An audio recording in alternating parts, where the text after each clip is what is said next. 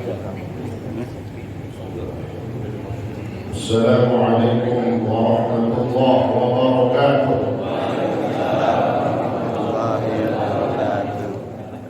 Mari kita baca surah Al-Fatihah. Kita hadiahkan kepada guru kita, orang tua kita, keluarga kita, serta famili kita, kepada jamaah kita yang telah berkurang warahmatullah, khususnya yang telah mewakafkan masjid ini dan para donatur yang telah dipanggil oleh Allah Subhanahu wa Ta'ala.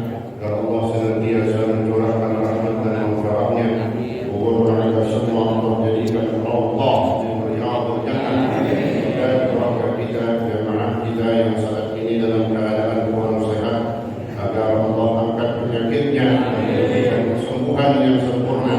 Juga kita yang hadir pada pagi hari yang barakah ini, senantiasa Allah berikan taufik dan hidayahnya. Allah jaga kesehatan kita, Allah berikan keberkahan di dalam hidup kita. Ala hadhihi dunia wa khususan li muallif hadzal kitab wa ala ma wasalahu as-salih wa ila hadratin nabiyil mustafa rasulillah Muhammadin sallallahu alaihi wasallam. Al-Fatihah.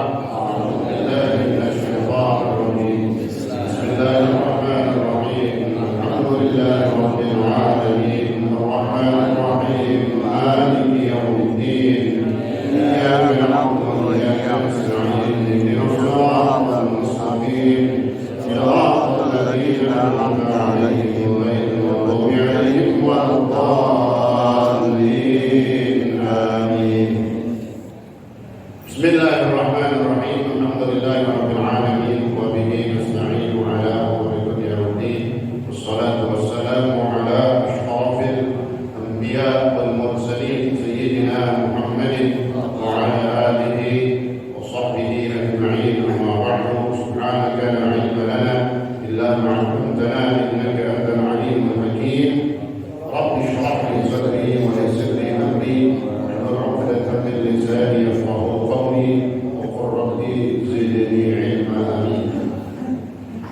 Yang saya hormati segenap pengurus Masjid Jami'ah Hikmah Kedua, Presiden Imam Bapak Ustaz Farahdin, Ustaz Agus dan yang lainnya, juga yang saya hormati para asatidzah, di antaranya Ustaz Ibu Mahmudi, Ustaz Adel Iskandar, Ustaz Rabbani, Ustaz Zaidi, Ustaz Muhammad Bashir, Ustaz Muhammad Ridwan, Ustaz Muhammad Nur Syafiri, Ustaz Dadang dan Ustaz Mursyidin serta Ustaz Haji Mahmud dan para asatidzah yang lain, juga yang saya hormati para orang tua kita, para sesepuh serta para tokoh masyarakat, di antaranya Bapak Haji Hasim, Bapak Haji Sutarman, Bapak Haji Yusuf Asmawi, Bapak Haji Yahya, Bapak Haji Abdul Qasim, dan juga banyak dari para orang tua kita yang lainnya. Juga yang saya hormati para hadirin hadirin, bapak-bapak sekalian, hadirat ibu seluruhnya, insyaallah dimuliakan Allah Subhanahu wa Ta'ala. Alhamdulillah, syukurillah, pada pagi hari ini atas izin Allah kembali kita mengangkat kaki kita terlebih dahulu dalam satu majelis yang paling mulia, yaitu majelis ilmu, dengan harapan dan keyakinan kita untuk kita majelis ilmu ini dapatkan pahala yang terbesar di sisi Allah Subhanahu wa Ta'ala, juga sekaligus sebagai bagian untuk menolak bala musibah yang sedang terjadi. Mudah-mudahan dengan doa kita semua musibah ini dibersihkan, diangkat oleh Allah Subhanahu wa Ta'ala. Hadirin yang dimuliakan Allah Subhanahu wa Ta'ala, di tengah situasi seperti ini, apalagi ketika PPKM sudah diberlakukan, ada hal-hal yang harus kita ketahui dan juga menjadi ketentuan dalam syariat kita yang harus kita pegang. Boleh peraturan itu berjalan selama tidak bertentangan dengan syariat kita. Ya Pak ya, betul ya. Harus tetap kita sebagai orang yang beriman, ya, kita mentaati peraturan, prokes kita ikutin. Tapi ketika ada peraturan di situ yang tidak sesuai dengan syariat, maka kita tidak menerima dan kita melawan daripada peraturan tersebut.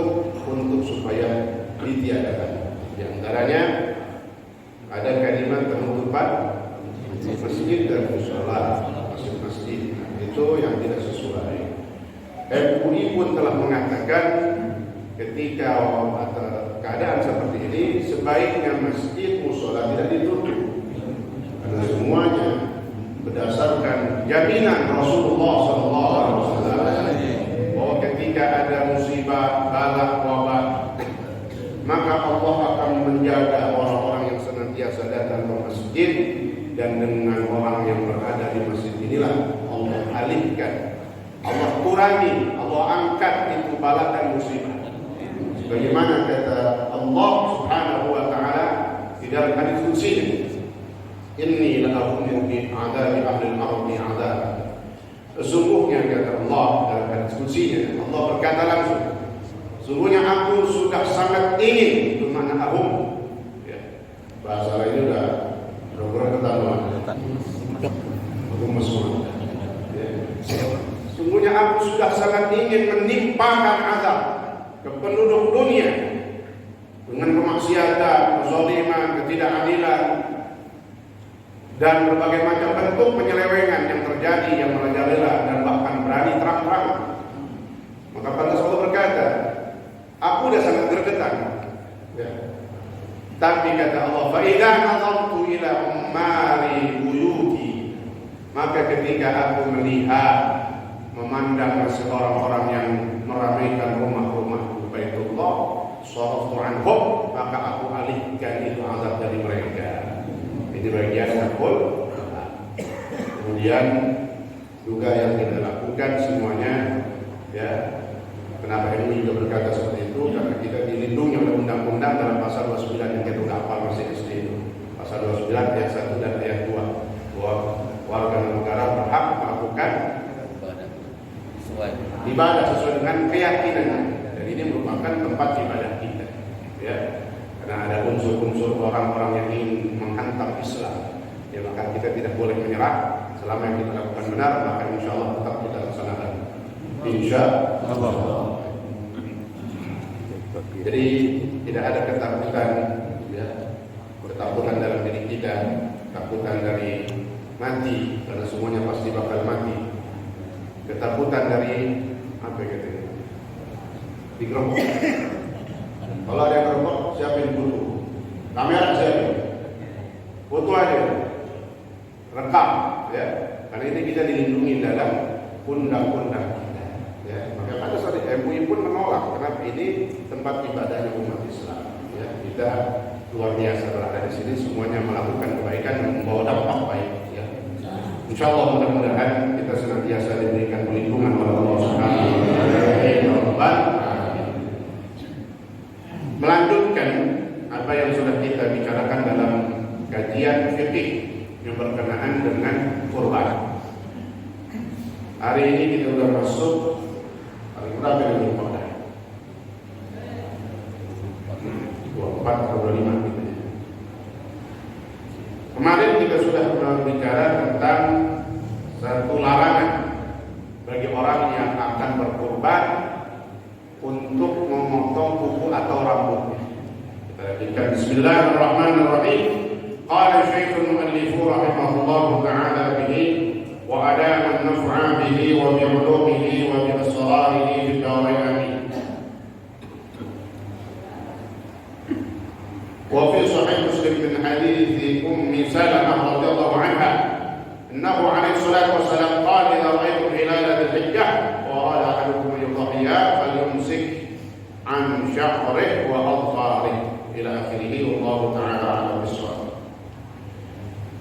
Kata Rasulullah SAW, apabila kalian telah melihat hilal bulan Dzulhijjah, hilal itu berarti tanggal pertama, maka bagi siapa wa arada ahadukum ayyudhiya, dan salah satu kalian ingin berkurban, maka hendaklah dia menahan dari memotong rambut dan kuku-kukunya.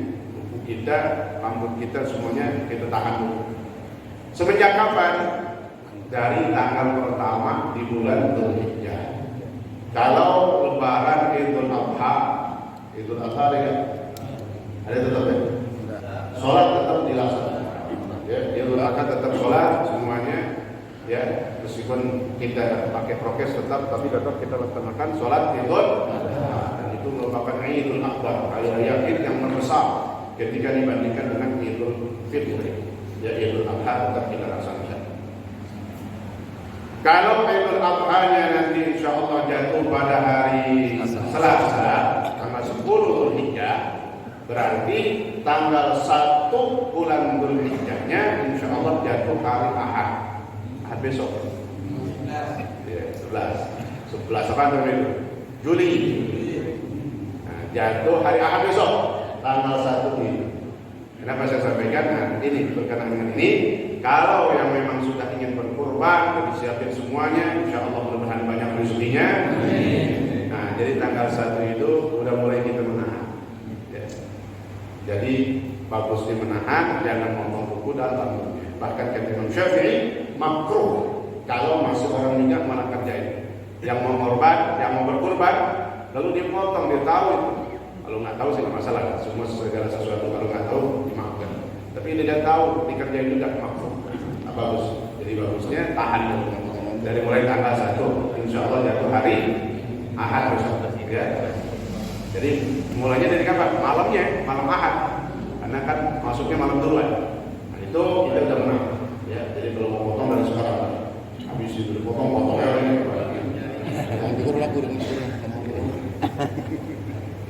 Itu ya. Nah nanti karena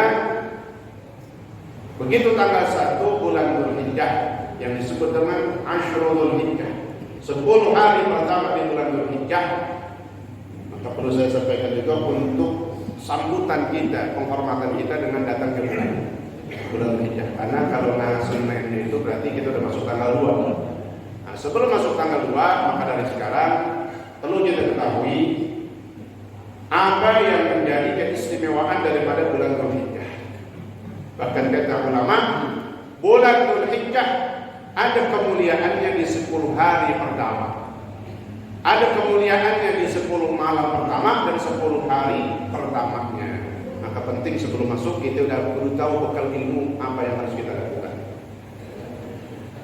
Di antaranya dalam Al-Quran, dalam hadis, dalam firman Allah Subhanahu wa Ta'ala, yang Allah mengatakan dalam surah Al-Fajr, a'udzubillahi minasyaitonir rajim, wal fajr wa layalin 'ashr. Wal fajr demi waktu fajar. Fajar apa yang dimaksud? Banyak kata di tafsir yang dimaksud dengan fajar yang disebutkan dalam ayat ini ay fajru yaumi Arafah, yaitu fajar hari Arafah 9 Dzulhijjah. Kenapa? Karena hari Arafah adalah hari yang paling utama, hari yang paling afdal dalam satu tahun. Kalau hari-hari mulia banyak, ya, ada setiap pekan, setiap minggu, hari Jumat. Dalam satu tahun ada satu hari yang paling afdal. Itu yang kata Nabi, afdalu ayyamis sanati yaumul Arafah. Afdalu ayyamis sanati, paling afdalnya, paling utamanya hari-hari dalam setahun. Setahun berapa hari? 360 hari. Ada satu hari yang paling afdal, itulah hari Arafah. Maka kebanyakan ahli tafsir mengartikan wal fajri ay fajri yaumi Arafah. Wa layalin 'ashr, dan demi malam-malam yang berjumlah 10. Malam apa ini? Ada 10 malam disebut di dalam Al-Quran, sehingga kita orang beriman nggak boleh tinggal diam. Kita mau tahu malam apa ini, berarti ini malam-malam luar biasa. Sampai Allah bersumpah dengan menyebut nama malam-malam yang 10 ini. Maka ditafsirkan 10 malam ini ay ashri layali Dzulhijjah, 10 malam pertama di bulan Dzulhijjah. Tadi masuk besok insya Allah dari malam Ahad, malam Ahad masuk. Ini kaitannya di situ. Nah, pertama kata Rasulullah SAW dalam hadisnya, "Ma min ayyamin al-amal shalih ahabbu ila Allah min ashri Dzulhijjah." Ini keutamaan 10 hari pertama bulan. Kata Nabi, hadis sahih dalam kitab Riyadhus Shalihin ada juga. Tidak ada hari-hari yang amal saleh dikerjakan hari-hari itu, melainkan itu amal saleh ahabbu ilallah, yang paling dicintai oleh Allah. Salat subuhnya, sunnahnya, semua, baca Quran, zikir kita, silaturahmi kita, sedekah kita, amal saleh. Tidak ada amal-amal saleh Tidak ada hari-hari yang amal soleh dikerjakan pada hari-hari itu, melainkan itu amalan yang paling dicintai oleh Allah. Mana? 10 hari pertama di bulan Dzulhijjah. Wala layalin afdalu min layalihinna. Apa harinya doang, lalu malamnya enggak? Tidak. Masuk juga termasuk di dalamnya malam-malam. Wala layalin afdalu min layalihinna, dan tidak ada malam-malam yang paling utama yang amal soleh dikerjakan pada malam-malam itu, melainkan dicintai oleh Allah Subhanahu wa taala. Itulah 10 malam pertama di bulan Dzulhijjah. Jelas ya, kedudukan 10 hari pertama dan 10 malamnya mulia, paling dicintai oleh Allah Subhanahu wa taala. Makanya kalau kita mau masuk ke malam 2 hari, kita ingat hadis. Jadi kita semangat, ada yang kita tambahin dari bacaan Quran kita. Enggak banyak, baca-bacanya namanya sejus. Sejus kebanyakan. Ya, selembar, silakan. Zikir ada yang kita tambahin, sholat sunnah ada yang kita tambahin. Kenapa? Ini paham. Itu maknanya mengetahui harusnya. Jadi kita bedain bahwa ini amalan sangat dicintai oleh Allah Subhanahu wa taala. Lalu apa yang sebaiknya kita lakukan? Yang pertama, berpuasa. Puasa sunnah Dzulhijjah. Dari kapan puasanya? Tanggal 1 sampai tanggal 9. Ya, puasanya dari tanggal 1 sampai tanggal 9 di hari awal. Fadilah yang berkata ini, shaumu yaumin minha kausiyami sanatin. Yang puasa sunnah 1 hari berapa katanya? Puasa 1 hari dari bulan Dzulhijjah sebanding sama pahalanya. Artinya mendapatkan pahala seperti orang yang berpuasa setahun. Puasa ini sehari, catatan pahalanya dicatat malaikat sama dengan begitu 360 hari. Percaya? Yakin. Kalau percaya tanya malaikat. Mati dulu, berani banget kalau banyak malaikat.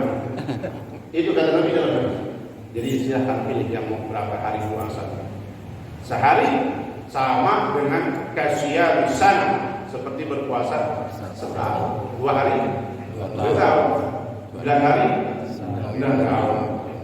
Cuman jangan mentang-mentang berpuasa begini besok Ramadan puasa. Udah 9 tahun puasa. Ini udah 2 orang. Malamnya. Wa qiyamu lailatin minha kaqiyaman kaqiyami lailatil qadri. Dan menghidupkan malam, 1 malam aja dihidupin. Di malam-malam Dzulhijjah, maka kaqiyam seperti apa yang seperti mendapatkan pahala seperti orang yang mendapati atau menghidupkan Lailatul Qadar. Subhanallah. Lailatul Qadar yang asli, bahasanya begitu, yang hakikatnya ada di bulan Ramadan. Tapi Allah tidak pelit, Allah murah. Untuk umat Nabi Muhammad tidak terbatas.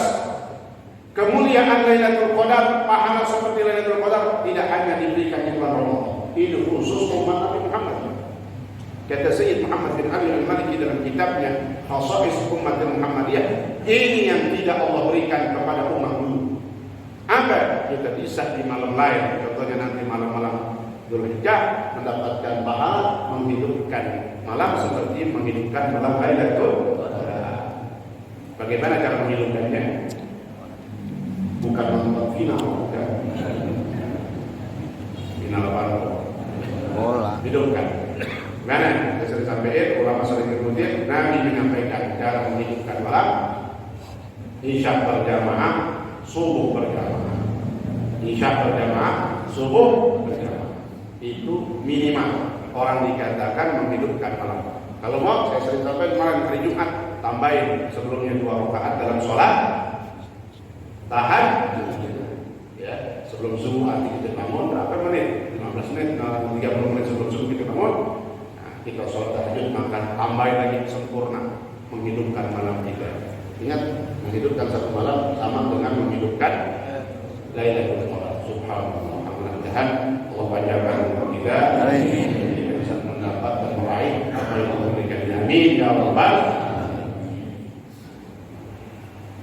Wala yajuzu 'anil mayyit. Masuk di dalam hukum yang sering terjadi, yang salah kaprah di dalam mazhab kita, mazhab Imam Syafi'i atau mazhab lain pun saya nggak nemu juga, belum dapat dalam kitab mazhab ulama. Apa? Berkurban atas nama mayit, berkurban atas nama orang yang sudah meninggal. Wala yajuz, tidak boleh, ay wala yasih, tidak sah. Karena kurban itu sifatnya ibadah untuk siapa yang masih hidup. Nanti ada jawaban kenapa dia dibedakan dengan haji. Yang pertama, haji itu wajib. Ya, haji itu maksudnya nanti ada orang udah meninggal, bapak yang meninggal, lalu dia badalin aja, bapaknya nggak pernah mesen, dibadalin aja, sah. Kenapa? Wajib hukumnya. Yang kedua, ada dalilnya langsung dari hadis. Ada seorang perempuan, riwayat lain ada seorang lelaki datang kepada Rasulullah. Ya Rasulullah, apakah aku bisa menghajikan untuk ibuku yang sudah meninggal? Nah, itu dalilnya ada langsung. Maka kata Nabi, na'am, iya. Kalau ada dalilnya langsung, jelas. Itu yang dipakai oleh mazhab Syafi'i. Tapi kurban nggak bisa diikut-ikutin. Mana nggak pernah ada kejadian hadis pun nggak ada yang kata. Maka di sini mazhab Syafi'i jelas. Hampir semua kitabnya Imam Syafi'i menyebut Imam Syafi'i, wala yajuzu 'alal mayyit, tidak sah, tidak boleh berkurban atas nama, ingat, atas nama orang yang sudah meninggal alias mayyit. Ala al-sah menurut qaul yang paling sahih. Illa ayyusiya biha. Kantong hijau dah jawabnya. Panjang dikit dan agak panjang dia bahasa. Kantong hijau dulu ada ya.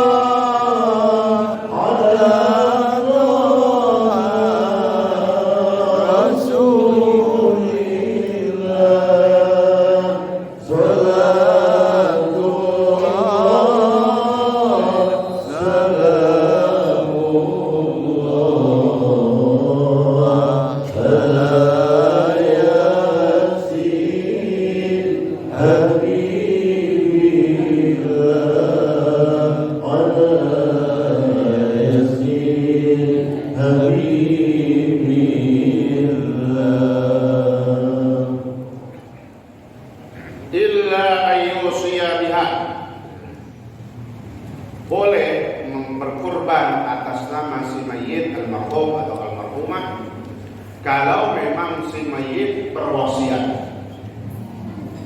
Ada minggu juga saya ngomongin mayit berwasiat, teman bisa ngomong. Waktu dia masih hidup, dia pernah berwasiat. Apa wasiatnya? Anak-anaknya mungkin pernah dipanggil, terlalu nggak ada nih, bapak lu nggak ada nih, semati lu punya duit, rezeki lu banyak, lagi ngorban, kapan-kapan boleh dah atas nama bapak, ambil itu bapak. Nah itu wasiat boleh. Ya, jadi kita beramal, beribadah harus ada garisnya, ketentuan dari para ulama. Saat dimana kita kan namanya duit, rezeki, kita yang pengen berbuat baik buat orang tua yang udah meninggal. Masa nak boleh atas nama berkorban untuk orang yang udah meninggal, orang tua kita?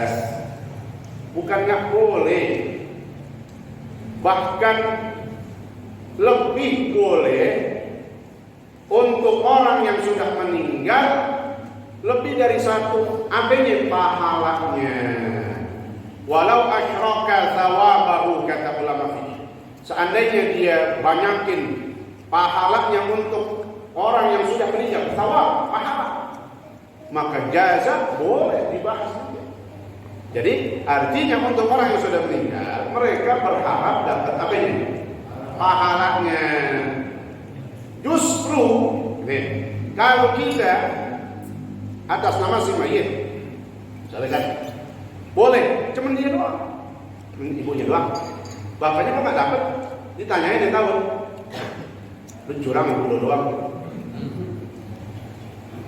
Ya, jadi kelonggaran gimana? Kalau pahala, justru ketika kita berkorban sama yang masih hidup, pahalanya untuk siapa? Orang tua saya yang sudah meninggal, ibu, bapaknya, keluarga, anak. Justru lebih luas. Kalau cuma berkorban seandainya dibolehkan atas nama si mayit kan cuma satu doang yang dapat. Jadi ulama sudah cerdas luar biasa memberikan keluasan bagi kita untuk si mayit itu apanya pahalanya. Kita keluarin ketiga setengah juta masukin amplop namanya atas namanya masih hidup. Pahalanya kita sebutin sendiri. Nggak usah sebutin di kertas panjangan. Bingung juga ada orang yang kita, panitia bingung. Ini buat atas nama siapa? Ada 11 orang. Nah, itu pahalanya. Nggak usah ditulis, yang tulis atas namanya masih hidup. Lalu pahalanya buat siapa kita sebutin langsung dalam hati kita. Ya, bulan, sampai langsung ketika diniatkan sedekah itu, infak itu untuk orang yang sudah meninggal, langsung pahalanya sampai. Ini yang mau saya sampaikan. Ini kan guru banyak, pengajian banyak.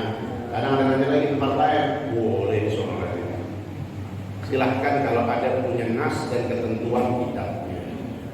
Ada ulama keras habaib itu keras banget, nggak boleh jelas nggak boleh. Ya, jadi kalau orang meninggal apa aja tadi? Halangnya bukannya kita sempit kok jadi nggak bisa buat orang tua nggak bisa. Orang tua itu udah meninggal, yang udah meninggal, apanya? Halangnya inti bukan satu doang, 100 orang bisa kita masukin, sebutin. Paling berusaha Allah. Jelas ya. Jadi sebenarnya kita udah kasih luas untuk orang yang sudah meninggal itu nggak satu dua silakan. Ada untuk yang meninggal atas nama yang masih hidup. Sekarang di panitia mana aja gitu. Oh kalau misalnya atas nama almarhum, dia tulis yang nyetorin siapa yang masih hidup, nama dia aja. Pahalanya buat orang tuanya sampai udah. Kadang ada yang nggak juga yang nyetorin siapa anaknya si Fulan, tulis nama si Fulan atas nama dia udah yang masih hidup. Nah, pahalanya diniatin buat orang tuanya sampai udah. Jelas kan? Nah, nanti saat ada yang bertanya kepada guru lain, kita pakai acuan dari kita. Ya. Kan kadang orang ngajar banyak. Ada yang mungkin maaf ya. Tidak mendalami dalam ilmu fikih, lalu ketika ditanya, boleh masa buat orang tua nggak boleh. Kalau saya buat orang tua nggak boleh. Ya, apa nih buat orang tua? Cakep tadi ada dalil dasar. Jelas ya. Jadi atas namanya masih hidup. Ya. Adapun orang yang sudah meninggal kita kirimin niatin pahalanya untuk mereka. Sampai. Jelas ya. Jelas ya. Kemudian wajib ada syarat yang harus dipenuhi dalam hewan-hewan kurban. Ya. Yaitu yang pertama ada jenis kambing domba. Domba disebutnya bibas. Ada kambing Jawa, tawa macam-macam. Ya.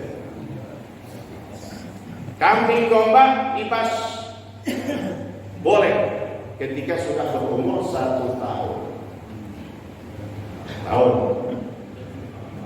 Atau belum setahun, dia udah kupang. Berapa umur itu kalau usianya? Di atas 6 bulan. Di atas 6 bulan belum setahun tapi udah kupang. Kupang itu apa? Udah copot sendiri. Giginya bukan dicopotin, tapi diketokin bukan. Gitu ya. Kok usah ngomong kambing bebas? Iya, karena ada kambing Jawa tuh, kambing Jawa yang sejenis selain domba. Dia harus umur 2 tahun. Rupanya ada ulama yang tak keras kasih kita kelonggaran, wakila yajuzu bisana. Kadang ada juga kan kambing selain domba kan masih kecil juga tuh udah baru setahun, nah boleh. Ada beberapa murid atau pengikut mazhab dari Imam Syafi'i, ulama Imam Syafi'i yang membolehkan kambing bukan domba juga sama boleh umurnya minimal setahun, nggak kudu 2 tahun, ya jelas ya. Jadi gampangannya kambing umurnya berapa? Setahun. Mau kambing Tibas, mau kambing Jawa dan lain-lain. Kemudian sapi yang jelas 2 tahun, unta 5 tahun. Saya kira di sini ada yang lupa unta ya. Ya adanya Ragunan ada. Lalu cari sendiri dah. Kan paling optol kan ini. Iya kalau ada, kalau ini bubuyeng. Kemudian Nggak boleh Ragunan. wa'arba'un syarat yang harus menjadikan sahnya hewan kurban. Yang pertama, gampangannya salimatul a'dha, selamat anggota tubuhnya, tidak cacat. Mana yang cacat yang nggak boleh? Al-awrah, al-bayyinu awrahha, awrahha. Yang dicek, Mata. dicek bukan buta. Kalau buta kan jelas banget, lebih parah kan gitu. Picek aja nggak boleh. Yang jelas banget piceknya, picek. Taruh di bawah. Ini orang pertama kamu picek ini. Kalau sini picek. Apa lagi beda? Taruh di bawah. Tiga jor, Taruh di bawah. peci. Beda lagi. Ya, nggak picek. Kenapa? Itu contohnya kan? Picek ini, kalau dia lagi di kawasan kumpulan dia, yang lain lompong ke sono, dia tuh belok rumah janda. Janda kambing. Picek berarti bisa kalau ada yang belok, kalau ada lompong ke pengajian dia belok picek berarti lo. Apalagi buta, kalau buta udah nggak ada sama sekali, itu cacat, jangan dibeli. Ya, tidak sah daripada hewan kurban. Kemudian ada pincang, yang jelas banget pincangnya, gitu. Jelas banget pincangnya, ini parah pincangnya. Gimana tuh parah pincang seandainya dibangunin? Kata suruh mulai dibangun, mau digusah langsung. Yang mana pada jalan dia masih duduk di sini, tak ada satu bangun. Nah, kenapa sakit kaki pincang? Nah itu bang. Karena ada pincang yang gigit, masih bisa nyusul. Dia kata belakangan tapi masih bisa nyusul. Wala yajuzu yasiru hadhihi. Kalau cuma dikit-dikit doang pincangnya, nggak apa-apa. Nah, itu contohnya. Udah jalan rombongan ini masih bisa nyusul belakangan. Seandainya, ya, seandainya dikit doang, misalnya nggak ada dia ngomong gede, pincang dikit doang. Tapi masih bisa jalan, masih bisa nyusul, masih boleh. Ya, tidak parah. Ada lagi juga, ya pesan sama yang bawain sapi itu, kalau lagi mengantri hati-hati bang, jangan kasar, ya turun ini pelan-pelan. Kalau dia pincang, dapat ke kita udah pincang, kita beli kagak, kita minta apa namanya? Jaminan ganti, karena itu tidak sah, termasuk juga, ya. Sampai dia waktu merubuhin nggak boleh sembarangan. Ini kayak mau berantem sama sapi, atau sapi depak. Ya kan orang merubuhin sapi itu kasar banget. Tendang, hati-hati pak, dia bisa berontak itu. Ya. Ada kan video yang didepaknya langsung mati. Makanya lemah lembut lah. Dalam hati kita berkata, dia juga paham tuh bakal mau dipotong. Maka kita pelan-pelan aja, insya Allah. Kata dikasih karena hal kata Allah, itulah kami tundukkan hewan ternak itu untuk kalian. Allah yang tundukin tuh. Jadi jangan sombong juga, wah sih. Sampai mana? Tunduk mau gue. Jangan, kita disombong. Itu Allah yang tundukin. Bisa aja tunduk-tunduk mulu. Sekarang kalau mau kasih mati orang gara-gara di depak. Jadi makanya semuanya karena kehendak Allah. Ya, terus wala ajufa kurus. Ini kambing kurus banget, sapi kurus banget. Yang kelihatan dah kalau kurus, jadi yang dibeli kurus banget. Kenapa? Karena korban itu yang dituntut adalah dagingnya.